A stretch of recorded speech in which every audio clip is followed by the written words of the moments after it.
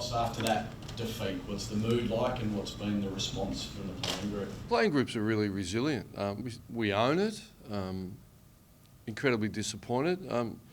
Within that wreck of the score, but there's a bit to work with. 60 entries, ground ball, we won, but our efficiency, which has been our Achilles heel, really let us down. And for the first time in a long time, we didn't defend very well, particularly out of the middle. So there's some clear areas to work on, but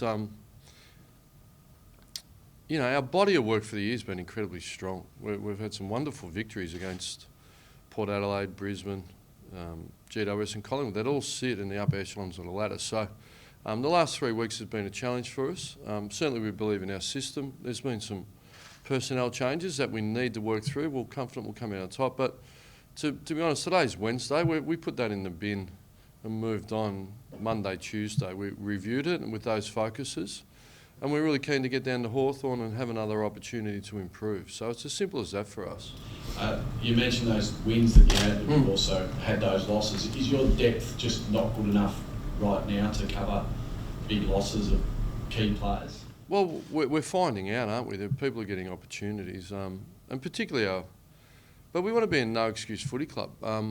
Great teams find a way to adapt, and if you want to make your way through challenging parts of the seasons, you need to adapt. So, in a sense, against Melbourne, we did, but didn't get there. And Carlton, it was a topsy-turvy performance. But the signs were probably there in the 2 weeks prior. But you can't be defined by results. So maybe there was some thinking. There was a lot of bouquets being thrown around.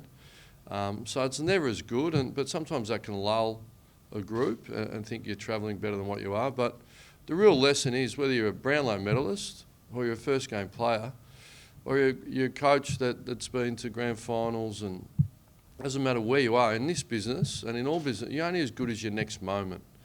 So our next moments let ourselves down, but you can't be defined by results, good or bad. So we're clearly focused on our next moment of preparation, take the feedback, get down there with a committed group to take on a team that's in really good form, which is Hawthorn. So no bigger challenge really than Hawthorn down at Launceston.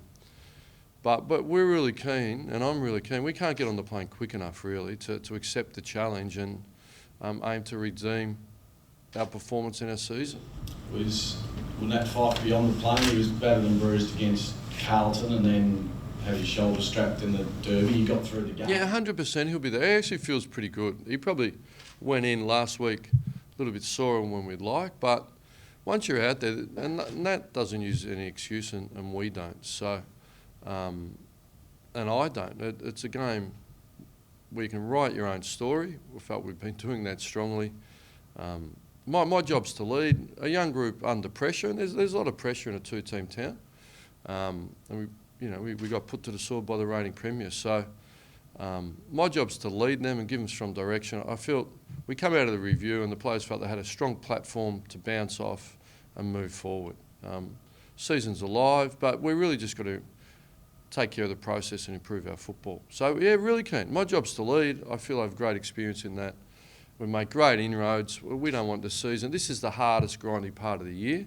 But we own it. That's the most important thing. And we take the feedback, and everyone individually, coaches and players, improve. Because somewhere in our prep, we didn't get it right. Particularly the first quarter, they went out incredibly hard, and we just didn't go with them as well as we have all year. So there's some really good lessons there for us, unfortunately. Any news, Ross, when the cavalry might arrive? Like, is Jesse Hogan weeks, or is there anyone? Yeah, there's bits and pieces. Stephen Hill is a real possibility this week. But within that team, we should have executed better in front of goal. 2-19 in anyone's language, and a lot of those were, I think, 1-13 from snaps, something like that, or general play goals. But a lot of them were gettable. So, and that would change the narrative slightly. But you've got to take the feedback. We need to improve under pressure. We'll build that into our training. Sure, there's some personnel stuff, but you can't hang your hat on that, because that just means someone's saying to the team, I'm not good enough. But we're not saying that. We pick a team that we believe should be able to compete. So we want to focus on that. In regards to availability, Stephen Hill is a real possibility. We committed last week to Sean Darcy to come back in. He just freshened up. He was battered. He would have got a bit more battered on Saturday night. Nat knew he was amazing with his athleticism. Aaron's pretty sore, but he'll recover, but that was pre-planned and we think well managed. So they're the main ones. Jesse's back running, so all depends if he progresses quickly or not. You know, there's possibility there. So there are some challenges, but everyone gets challenged. But you know, we'd like to build our depth chart on our list. There's no doubt about that. As far as responses from big game blowouts, is it any different from a derby compared to, say, Geelong last year? Sorry, Mr. Stutter. As far as the response from a blowout like that, is it any different when you lose to Geelong like last year compared to the derby? Well, I think Geelong was significantly different. Well, non-competitive in all areas and an incredibly young team, you know. So on this, it's not 27 entries and 7 shots and 23 goals in a row. It's actually 60 entries, won the time in half, getting the ball back where you want it. But our efficiency really was really substandard, and our accuracy. So it's significantly different. But you're only as good as your next performance, and I think we bounced back straight away the next week. We saw Adelaide had a similar weekend and a blowout in the showdown. They put Tex Walker up on Monday. Do you think there's any merit in that, putting the captain up to speak to the fans more than anything? In regards to what? In regards to a I response. don't know from what he the game. said. What did he say? Oh, he just took ownership for the playing group and the club, and so more was addressing the general media and the public about what was a pretty demoralising loss to their biggest rival in Port Adelaide. Yeah. So saying, do you think there's any merit in Fremantle doing something similar after what was a pretty tough loss in the weekend? Well, I don't know. I'm sure I turned up to my press conference post-game. Nat spoke post-game. I was on Channel 7 News and owned the performance. I think we do. I don't think our media plan's changed. I think that's I don't think you need hysteria and reactionary media plans. We're very strong and consistent. I don't think there's, and you're standing here now and I'm doing a midweeker. Peter Bell was on 6PR. I'm not sure how many you want us to trot out. Do you feel like there has been an overreaction, Ross, to one really bad? It's not for me to judge. Yeah, I know our body of work. I mean, it's up to you to decide what our body of work's been like for the year and what one performance means. Everyone's puts different weightings on it. I'm not here to really comment, and never have, on commentary, whether it's from fanzine sites or media. That's not my job. We love the interest in the game. When you put yourself up to be an AFL footy, you put yourself up for criticism, and that's just part of the business. You just got to focus on what you can control, and that's preparation and performance, and it's the only way you survive in any industry for a long period of time. You've got to write your own story. So, but it's just the news cycle we're in, I think. I think everyone's being challenged with new media, Instagram, Twitter. There's some interesting rabbit holes down there.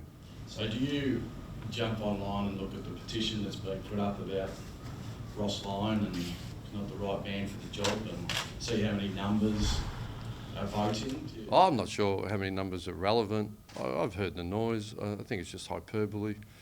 I think my wife has a look and says, most of my West Coast supporters. So, I'm here to focus on what I can control. Yeah. Will you be around next year, Ross, at Fremantle? I can guarantee you I'll be around. My performance dictates we'll be around. We're a rebuilding team. We're 7-8. 3 weeks ago I was being lauded. So I never fell for it then, and I'm not falling for it now. Do you speak to the players, Ross, about the last couple of years, the back half of the year performance has sort of dropped away in terms of win-loss? Do you sort of speak to them about that and sort of wanting to... Well, the wider issue is we're a young group that's emerging. We're on track. We're clearly on track and building a great platform. And we'll only get better again next year. We've been in every game, average losing margin 11. No one can stand there and tell me we couldn't have won every game we've been in. It was the first game. So if we don't measure it on the body of work, it's nonsensical and it is hysterical. So, but I just do my job. I find that stood me in pretty good stead. Just on what you just said about next year, are you comfortable going into next year without an extension? Just going into next year as last year? Yeah, because that's the plan. I've never asked for an extension.